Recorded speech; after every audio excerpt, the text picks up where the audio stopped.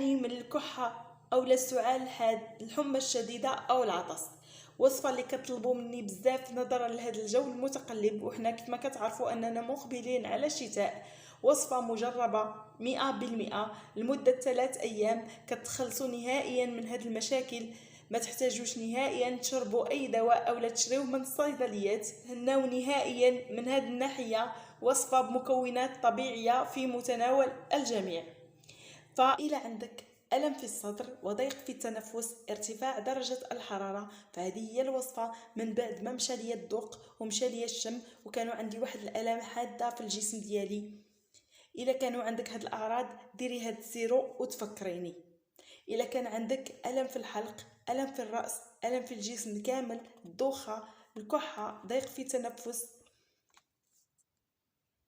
فحتى الناس اللي عندهم المناعه ديالهم ضعيفه بزاف، فما عليك اختي غير بهاد الوصفه. وان شاء الله بغيتكم كاملين توصلوا هاد الفيديو لاكثر واكبر عدد من اللايكات باش يوصل لعدد كبير ديال الناس وكل شيء يستافد، ولنا الاجر كاملين ان شاء الله، ويا ربي شافي الجميع. فخليكم مع الفيديو كامل من الاول حتى الاخير هكا باش تشوفوا طريقه الاستعمال وطريقه التحضير. بقوا معايا. ديالنا الرئيسي في هذه الوصفه كيف ما كتشوفوا معايا اللي هو اللفت.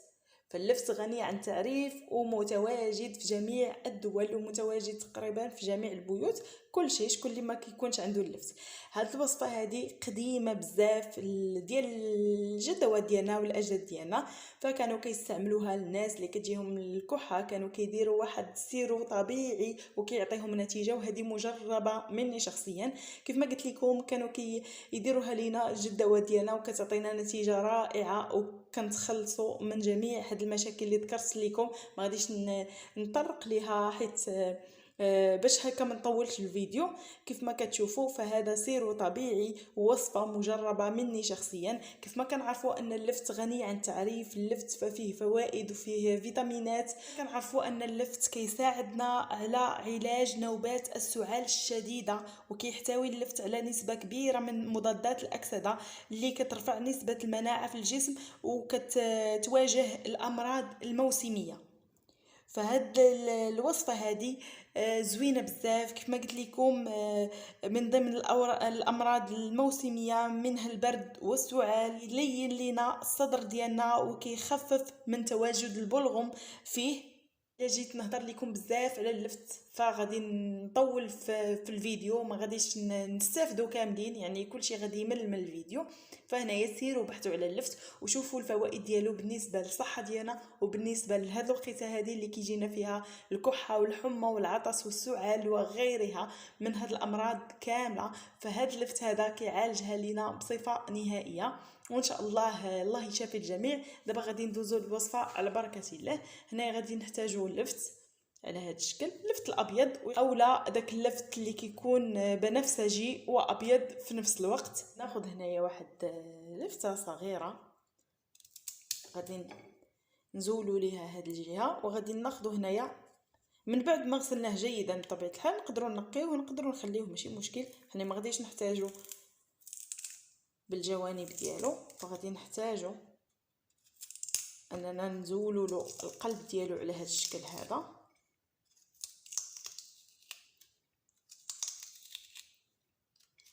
فغادي نحفروه جيدا من الوسط على هذا الشكل حتى غادي يكون عندنا واحد الثقب. وفي هذه المرحله هذه غادي ناخذوا هنايا كيف ما قلت لكم سكر حبيبات اولا سكر سنيده، وغادي نعمروه واحد الكميه ديال السكر على هذا الشكل هذا.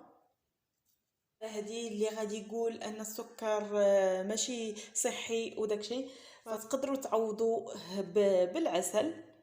انا هنايا درت الوصفه الحقيقيه، الوصفه ديال زمان اللي هي كانوا كيستعملوا فيها سكر ماشي العسل كيف ما كتلاحظوا. ومن بعد كناخذوا السلوفان وكنوضعوه على هذا اللفت هذا باش كنغطيوه على هذا الشكل. كنغطيوه جيدا كيف ما كتلاحظوا. وكنخليوه على جنب حتى هاد السكر هذا فكيدوب لينا وكيولي لنا على شكل سيرو طبيعي 100%. هنايا كما كتشوفوا كنديروا له على هاد الشكل وكنحصلوا على واحد السيرو هنايا. من بعد ما كنخليوه تقريبا 4 ساعات. فهاد الوصفه كتستعمل في الليل. من بعد غادي نعطيكم ملي نكمل الوصفه الثانيه غادي نعطيكم طريقه الاستعمال باش هكا ما نزيدش نطول عليكم، يعني نعطيكم طريقه في نفس الوقت، طريقتين في نفس الوقت وما نطولش عليكم. هنايا بالنسبه لهاد الوصفه هذه فكنخليوها كما قلت لكم على جنب لمده ديال 4 ساعات. هنايا غادي ندير معكم الوصفه الثانيه اللي غادي ناخذ فيها ايضا واحد القطعه ديال اللفت. بطبيعه الحال غادي يكون مغسول جيدا. غادي نقيه على هذا الشكل كما كتلاحظوا معايا. هنايا واحد المبشره تكون رقيقه، هنايا عندي شويه غليظه، من الاحسن تكون رقيقه او لا حكاكه. وغادي نحط هذا اللفت ديالي. كتلاحظوا اللفت ديالي من بعد ما قمت بالبشر ديالو على هذا الشكل هذا. فهنايا غادي ندوز ايضا وغادي نوضع ملعقه ديال السكر، ملعقه ديال السكر تكون ممتلئه. كيف ما قلت لكم اللي ما بغاش يدير سكر فيعوضوا بالعسل، وبطبيعه الحال غادي يكون عسل نحل ما يكونش عسل ديال السكر باش هكا يعني الناس اللي باغيين الوصفه يعني بالعسل. هنايا انا كيف ما قلت لكم سندير لكم الوصفه الصحيحه. صافي كنخليوه على هذا الشكل هذا. ناخذوا الليمون اولا الحامض كيف ما كتلاحظوا، غادي ناخذوا الليمون اولا الحامض فهو زوين في هذه الوصفه. كيف ما كنعرفوا ان الليمون اولا الحامض فهو كيصفي لينا الذات ديالنا، كيصفي لينا الدم ديالنا من السموم، والناس ما كيعرفوش الفوائد ديالو فهي عديده. فغير الا فقتوا ودرتوا واحد الكاس ساخن ديال الماء اولا دافئ وديروا فيه بضع قطرات ديال الليمون فغادي تشربوه، غادي تنقيو الذات ديالكم حتى الوجه ديالكم كيولي فيه واحد الاضاءه واحد الاشراقه الا داومتوا على هذه الوصفه، وكتنقيو الجسم ديالكم كامل من السموم وكتصفيو الدم ديالكم. هنايا في هذه المرحله هذه غادي ناخذ واحد القطعه من الحامض وكنديروا قطرات، واحد 2 قطيرات اولا 3 على هذا الشكل، وكنخلطوا جيدا بحال هكا. ما كنقويوش الليمون بطبيعه الحال على هذا الشكل. غادي ناخذ القرنفل اولا المسمار كيف ما كتلاحظوا معايا. غادي ناخذ 3 حبات من القرنفل اولا المسمار على هذا الشكل هذا، وغادي نوضعها في هذا الخليط، وغادي نحاول انني نوضعها في الوسط باش هكا طلق ليا المنافع ديالها في هذا السيرو هذا. غادي نوضعها في الوسط على هذا الشكل نتوما كيف ما كتلاحظوا.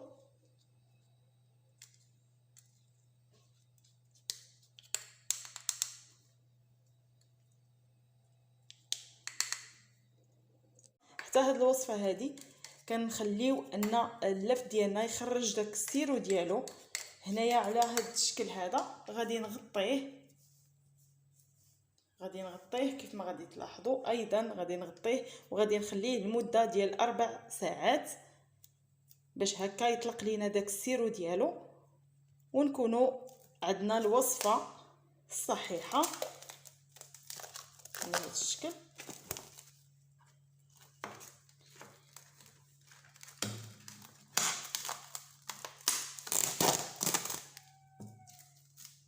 وانتم كيف ما كتلاحظوا غادي نخليوها هنايا على جنب كيف ما قلت لكم المده ديال 4 ساعات. كيف ما كتلاحظوا هما هادو بطبيعه الحال انا ما غاديش نتسنى 4 ساعات كاملين. فهنايا غادي نوريكم بعجاله طريقه الاستعمال. غادي ناخذوا هنايا هاد اللفت اللي حفرت هنايا فغادي ناخذوا من بعد ما كدوز 4 ساعات فكدو غادي تحصلوا على واحد السيرو طبيعي، يعني داك السكر كيذوب معنا. دا ملي كنحصلوا عليه بهذه الطريقه كنتناولوه بحال اي دواء، يعني بحال اي سيرو طبيعي كنتناولوه. فهاد الوصفه كما قلت لكم مجربه مني شخصيا، والله العظيم حتى كتعطينا واحد النتيجه رائعه، نتيجه اللي خياليه، كتخلصوا من جميع المشاكل اللي ذكرت لكم من قبل. وهاد الوصفه هذه كنتناولوها في الليل، ضروري هاد المرحله انكم تناولوا الوصفه في الليل باش هكا كتنجح معكم وكتعطيكم نتيجه. الا حسيتوا بالتعرق عرفوا ان الوصفه ناجحه 100%. فبطبيعه الحال كتغطاو جيدا وكتدفاو مزيان، وعاد كتشربوا هاد الملعقه اولا هاد السيرو الطبيعي كتشربوه، والمفعول ديالها فكيبان من اول يوم حتى ل3 ايام. هاد المفعول ديال هاد الوصفه فهو رائع رائع رائع كيف ما كتشوفوا.